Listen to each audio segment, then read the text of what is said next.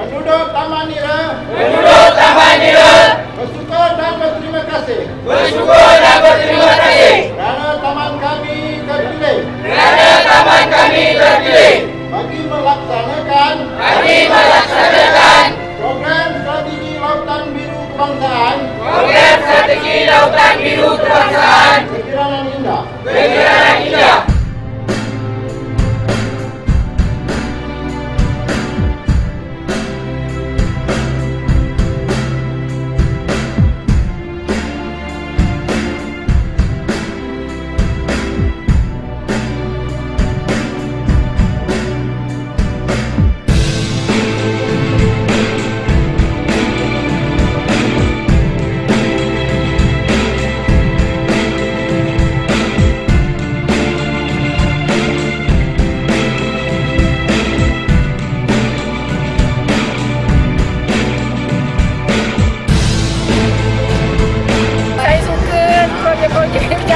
Jadi kita boleh bawa suami exercise, kita sendiri pun boleh exercise.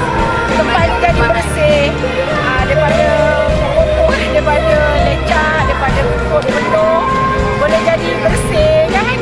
Udara pun bersih, kita pun dapat menikmatilah segala-galanya.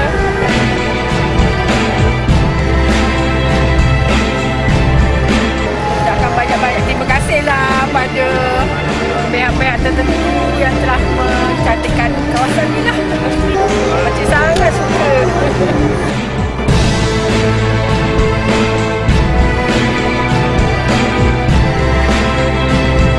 Dengan lafaz Bismillahirrahmanirrahim, saya dengan sukacitanya menyerahkan projek My Beautiful Neighborhood MyBN ini kepada penduduk Taman Nira pada petang ini.